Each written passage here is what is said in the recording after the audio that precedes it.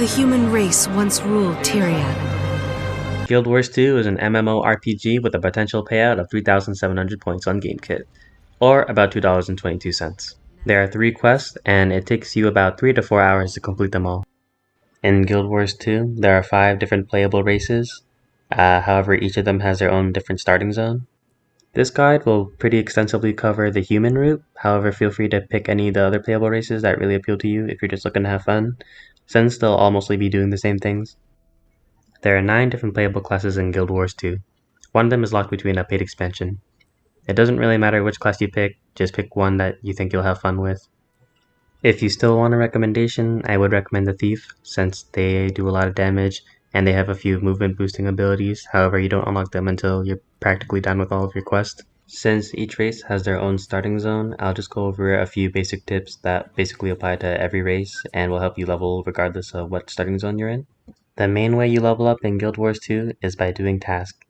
Guild Wars doesn't have a traditional quest system, rather you go to certain areas and they'll have a bunch of tasks for you, and you can find these areas by looking on your map. They're these golden hearts. You don't even need to talk to the NPC that is giving you these tasks. You can just go into the area and just do what they want. They'll tell you what they want you to do. Most of these include killing certain mobs or collecting certain items. Next are hero challenges. These also give you EXP. They also give you a hero point when you complete them. Most of them are pretty easy. They usually just require you to do one task, either beating some dude or collecting it. They also give you hero points, which is basically how you get new skills. If you're a thief, the skill you should be gunning for is haste. It speeds you up by 33% every time you use it. But this is not at all necessary, so just ignore me to be honest. Next are waypoints. You discover these by just walking near them and it'll grant you EXP. You can fast travel to them for a small fee. Press M on the map and then just click on the waypoint you want to go to. Next are vistas. They grant you EXP when you click on them, and when you click on them they'll give you a view of the area around you. They're pretty easy to do this early on, so it's not that bad to do, but don't waste too much time doing them. Next are points of interest. They don't really do anything, but they do give EXP when you discover them the first time. Just walk near them like you would a waypoint. However, sometimes events will happen near them, and events are one of the best ways to level up. Simply just do the event near them. When you get to level 10, you can do your story quests, which will give you a lot of EXP, so I recommend you do it, but you don't need to. The story quest you do depends on what race you are and what sort of background you picked. For example, if you picked a human and you decide to be a poor person instead of being a noble, you'll have a different quest. A few more tips on getting EXP is that don't forget to eat food. Eating food will give you more EXP when you kill things.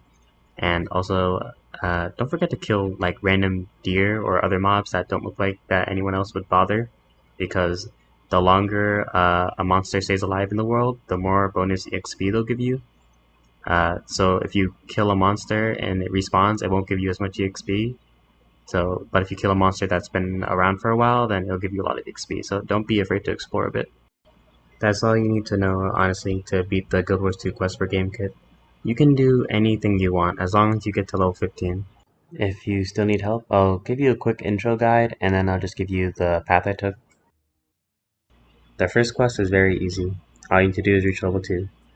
To reach level 2, you just need to go down Shaymore Village, down this road, and attack the centaur that are in front of you. To attack, just use the 1 key.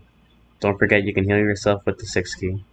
Talk to this lady, and then she'll point you to the fortress. Cross the bridge, fight some centaurs, you might see some other players around.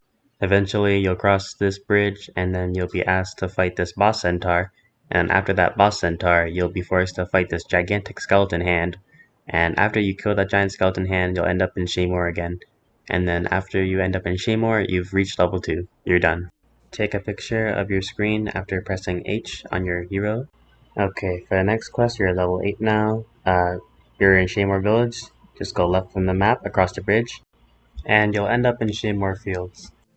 After helping the farm, just head north to go help the fishermen near the river. Now you'll end up at a dam with a lot of golems. Just kill the golems, and then you'll notice there's a vista on top. It's a bit tricky to jump onto, but if you do get it, just press F. After that, go west and you'll end up at the orchard. Sometimes there's an event here, so don't forget to do that. The event is that they want you to pick up apples after kicking down a tree and then give the apples to a certain strange farmer. After that, head south and you'll end up at a Moa ranch. Near the Moa ranch is a cave where a lot of bandits are. Go inside the cave, kill the bandits. you'll end up with some sacks of wheat and then give the wheat to the farmer. If you go deeper in the cave, there's this spot where you can view a vista. After you're done with the Moho Ranch, go back across the bridge back to Shaymore Village, and you'll end up back at the fortress where you fought the giant hands, help out the troops with the Centaur invasion. Now, from here, you have two choices. You can either go east or south. If you go east, you go end up at the lumber mill and just help out at the lumber mill. Or you can go to the trading post down south, and there are a lot of events here, so keep an eye out for that. Also, most of the activities are around the road. After finishing the training post, there's a road that'll take you down to the training area. At the training area, there's a lot of tricky activities that require timing and you to equip different weapons, but it's not too hard. After that, head west to Claypool. Make sure you get a lot of those waypoints on the map. And then after this, you'll end up in quite a predicament where a lot of players end up going to the swamp, but it's like level 15 and you'll totally get murdered if you go here. So go back north, complete those 3 hearts above you, and you should be around level 10 by now. So go back to Divinity's Reach, the big city up in the north, and then do the main quest. And then by now you should be level 15 and you should be all good. But just in case you're not, complete these last two areas at the bottom, the swamp, which are to unite the Ettins, which are kind of a pain in the ass, and then to the north you do Beetleton farms, and that should be it.